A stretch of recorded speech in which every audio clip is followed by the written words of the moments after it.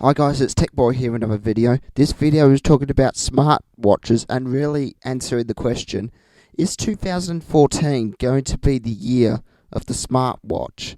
Because the Pebble Watch was a startup project that was funded by people that had an interest in it, and it obviously had an overwhelming response, and since then it's been highly rumoured that Apple is working on a smartwatch. Samsung's come out and said that they are. Microsoft, I believe, said they are coming out and working on one. So the question really is, are they going to come out in 2014? And what are they going to be like in terms of specs and looks and functionality? So let's get straight into it. The first area I want to talk about is, what do we want it to have? Tell the time, of course, because it has to tell the time. That's almost a given. It should have a very good battery life, so you're not charging it every single night like a smartphone or a tablet or anything like that.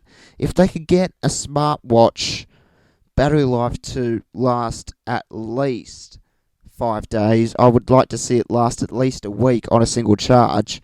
That would be really handy, and people would be more inclined to get a smartwatch because they don't have to charge it up as frequently as they would do for their smartphone. Run a simpler version of the operating system that the manufacturers use. So, for example, Apple could use a simpler version of iOS.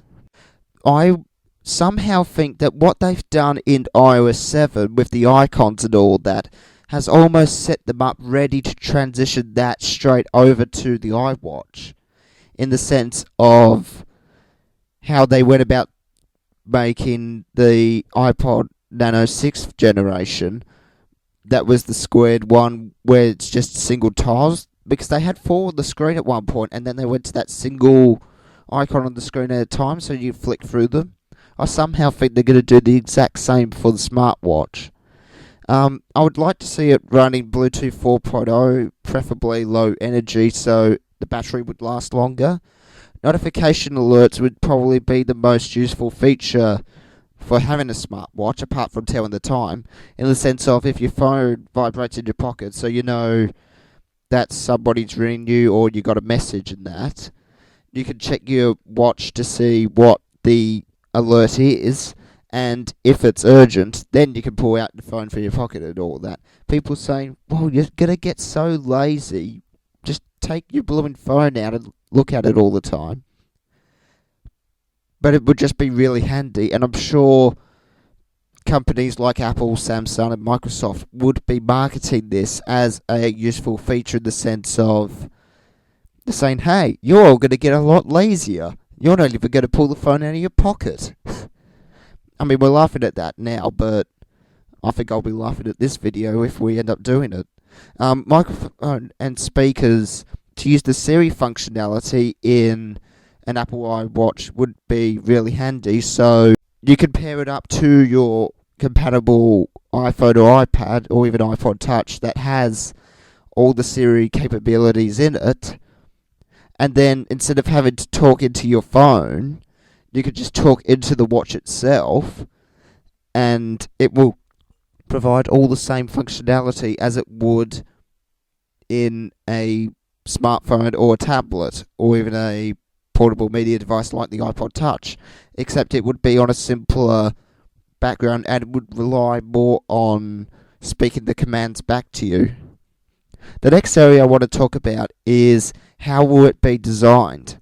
Because it could be just a unit in the middle itself with clip-on and off bands around the side of it, or it could be like curved glass around the whole thing, so it'd just be one massive display on it.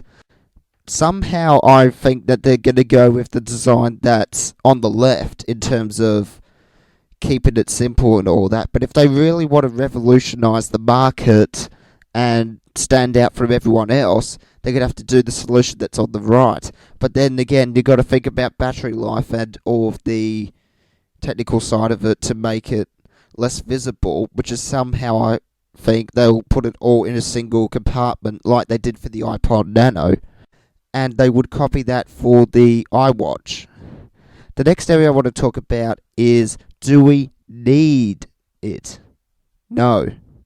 But these manufacturers and popular tech companies like Apple, Google, Samsung, Microsoft, they will all want to convince us that we actually need this. Nobody needs a smartphone. Nobody needed a tablet. I'm sure people could live without a TV, but they're all really nice things to have. It's like they're creating a new category just for another form of revenue to come in.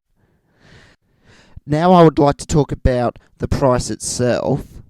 So a lot of things need to be taken into consideration in terms of how they go about designing the product, how much they're going to charge for it, and whether or not people will pay that much for it. It's obviously going to be a more glorified wristwatch that currently exists, like an analog watch. It probably won't contain any storage to store music itself, because it will rely on pairing to the smartphone or iPhone, iPod Touch or iPad. This is all, from Apple's perspective, in your pocket, so they don't have to charge you separate models for different storage capacities in the watch itself. It will rely on tech like Bluetooth for fetching data and stuff like that.